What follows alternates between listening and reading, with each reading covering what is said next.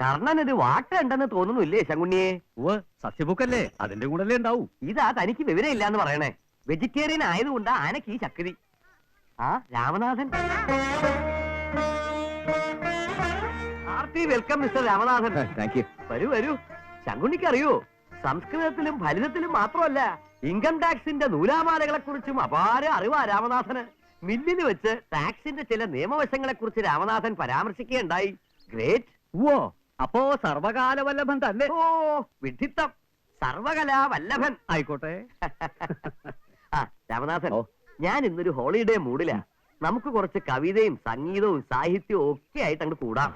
അരസികന്മാരെ മുഴുവൻ അങ്ങോട്ട് ഒഴിവാക്കാം. എന്താ ശങ്കുണ്ണിയെ? തന്റെ കാര്യമാണോ പറഞ്ഞത്?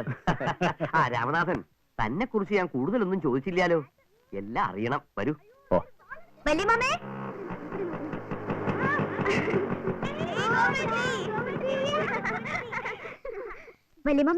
ഗോപുന് ബികോമിന് ഫസ്റ്റ് ക്ലാസ് ഉണ്ട്. ആ കൺഗ്രാറ്റുലേഷൻസ് മൈ ഗേൾ. ഞാൻ പറഞ്ഞില്ലേ നിനക്ക് ക്ലാസ് ഉണ്ടാവുമെന്ന്. എന്റെ കുട്ടി പഠിച്ച ക്ലാസ്സിലൊക്കെ ഫസ്റ്റ് ആയിരുന്നില്ലേ? കണ്ടില്ലേ ഗോപുവിന്റെ മിടുക്ക്.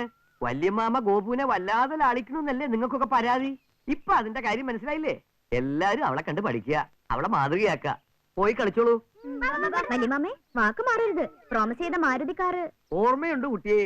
വല്യമ്മാമ വാക്ക് പറഞ്ഞ വാക്കാ. ശങ്കുണ്ണി, ഗോപുവിന് ഇന്ന് തന്നെ ഒരു മാരുതി ബുക്ക് ചെയ്യാൻ മാനേജരോട് പറയൂ. ആ പരിചയപ്പെടുത്താൻ മറന്നു. ഗോപു, ഞാൻ പറഞ്ഞിട്ടില്ലേ ഒരു Ramanathan, a genius young man. Hello. Hello. Gopika അനന്തരവളാ. എല്ലാറ്റിലും മുൻപന്തിയില. പഠിപ്പിലും നൃത്തത്തിലും സംഗീതത്തിലും ഒക്കെ. ഓഹോ, അത് ശരി. എന്താ വിശ്വാസായില്ലേ? ആളെ കണ്ടിട്ട് അങ്ങനെ തോന്നിയില്ല, അത്രേ ഉള്ളൂ. അതെ, രാമനാഥൻ ഏതുവരെ പഠിച്ചു? M.Com. ക്ലാസ് ഉണ്ടായിരുന്നോ? ഫസ്റ്റ് റാങ്ക് ആയിരുന്നു. ഓ കേട്ടല്ലോ, നിന്നേക്കാൾ മിടുക്കുള്ളവർ ഇവിടെ ഉണ്ട്.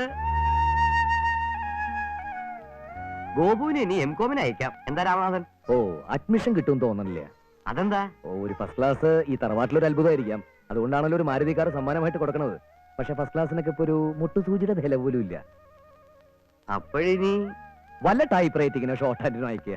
അതിന് താൻ തന്നെ അങ്ങ് പോയാ മതി. അതിന് ഞാൻ പണ്ടേ പോയതാ. ലോവറും ഹയറും പാസ്സായതാ. രാമനാഥന്റെ അഭിപ്രായം പറഞ്ഞല്ലേ ഉള്ളൂ.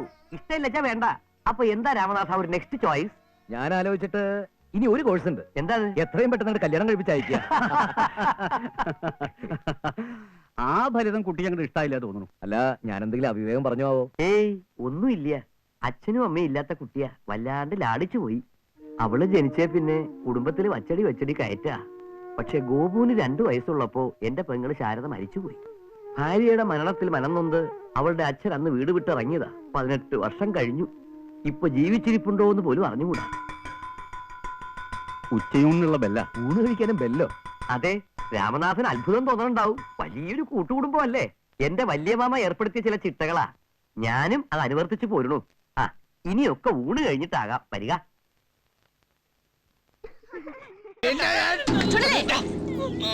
നേരം വെളുക്കണേന് മുൻപ് കള്ളം കുടിച്ചു വന്ന് ഭാര്യയും മക്കളെ അടിക്കുന്നു. നാണം ഉണ്ടോടോ തനിക്ക്? അത് കണ്ടു രസിക്കാൻ കുറെ ആൾക്കാരും. നോക്കു ചുള്ളേ, നീ ഈ കാണിക്കുന്നത് വലിയ മിടുക്കായിട്ടൊന്നും നീ കരുതണ്ട. പെരുവഴിയിലിട്ട് ഭാര്യയും മക്കളെ അടിക്കുമ്പോ അത് നോക്കി നിൽക്കാൻ ഒരുപാട് ആൾക്കാരുണ്ടാവും. ആ കാശിന് ഈ കുട്ടികൾക്ക് എന്തെങ്കിലുമൊക്കെ മേടിച്ചു കൊടുക്ക. കൊള്ളാമല്ലോ കക്ഷി. എപ്പോഴും മുഴുക്കൊടിയ. ഇന്നലെ രാത്രി 12:05 വരെ